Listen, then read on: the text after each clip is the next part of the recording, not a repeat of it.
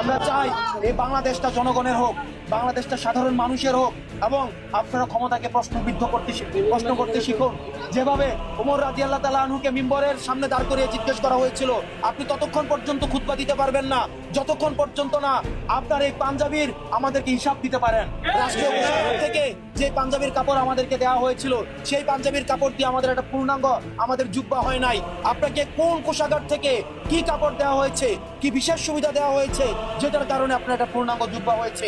আমরা সেই ওমর রাদিয়াল্লাহু তাআলা আনহুকে যেভাবে ক্ষমতাকে যেভাবে প্রশ্নবিদ্ধ করার একটা সমাজ আমাদের প্রতিষ্ঠিত হয়েছিল, দাস যেভাবে প্রভুকে প্রশ্ন করার একটা সমাজ প্রতিষ্ঠিত হয়েছিল, ক্ষমতাকে যেভাবে প্রশ্ন করার একটা সমাজ বর্তমানে আমরা ফিল করতে পারছি। আমরা একটা সমাজের মধ্যে রয়েছি যেখানে আমরা প্রধান উপদেষ্টাকে নির্ভয়ে আমরা প্রশ্ন করতে পারি। আমরা উপদেষ্টাদেরকে তারা কত টাকা বেতন পায়, তাদের হিসাব কি, তাদের দুর্নীতির যে হাল হকিকত, পিএস সহ যারা সমন্বয়ক রয়েছে তাদের জীবন ব্যবস্থা নিয়ে আমরা নির্ভয়ে প্রশ্ন করতে পারি। ঠিক একইভাবে এই প্রশ্ন করার চর্চা যেন আমাদের এই বাংলাদেশে সবসময় সমুন্নত থাকে, সেই বাংলাদেশের জন্য আমরা একসাথে কাজ করে যাই। আওয়ামী লীগকে আমরা এই সমাজে আর কখনোই আমরা গ্রহণ করব না।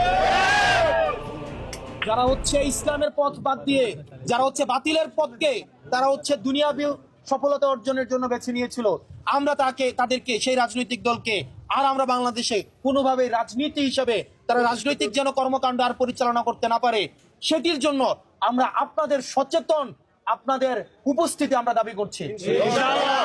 আমরা প্রত্যাশা করব ভবিষ্যৎ বাংলাদেশটা যেন পরবর্তী প্রজন্মের জন্য সুখী, সমৃদ্ধ এবং নিরাপদ হয়। আপনারা যেন আপনাদের সন্তানদের জন্য দুশ্চিন্তা করতে না হয়। আপনাদের সন্তানরা রাস্তায় বের হলে যেন বাসায় সে জীবন নিয়ে ফিরে আসা নিরাপত্তা পায়। সবাই যেন নিজ নিজ ধর্ম স্বাধীনভাবে পালনের অধিকার পায়। আমি ইসলাম ধর্ম পালন করি, আমার নামাজ পড়ার যেন অধিকারটা আমার ঠিকঠাক থাকে। আপনারা দেখেছেন গত বছর আমাদের পাবলিক ইফতার করা নিষিদ্ধ করা হয়েছিল। আমরা কেমন দেশে, কেমন সমাজ ব্যবস্থা আমরা বাস করেছি, শুধু একবার নিজেকে প্রশ্ন করে দেখেন।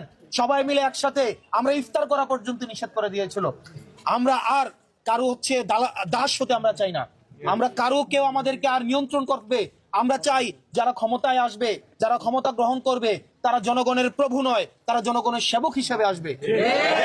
সেটি নিশ্চিত করার জন্য আমরা আপনাদের সহযোগিতা চাই, এবং সেটির জন্য আমরা আগামী শুক্রবার বাদ জুমা বাইতুল মুকাররমের দক্ষিণ গেট থেকে আমরা আওয়ামী লীগের এই যে গণহত্যা চালিয়েছে, গণহত্যাকারী আওয়ামী লীগের বিচার নিশ্চিত করার জন্য, আওয়ামী লীগের নির্বাচন করেছে এবং তার রেজিস্ট্রেশন বাতিল করার জন্য, তার রাজনৈতিক কর্মকাণ্ডকে নিষিদ্ধ করার জন্য, সেটির জন্য আমরা আগামী শুক্রবার বাদ জুম্মা বাইতুল মুকাররমের দক্ষিণ গেট থেকে আমরা বিক্ষোভ সমাবেশ করব, এবং সেখানে আমরা চাই দল মত এবং পথের ঊর্ধ্বে উঠে আপনারা সমানভাবে সেখানে অংশগ্রহণ করবেন। ভালো থাকবেন, সুস্থ থাকবেন, এবং আমাদের এই প্রজন্মের জন্য দোয়া করবেন।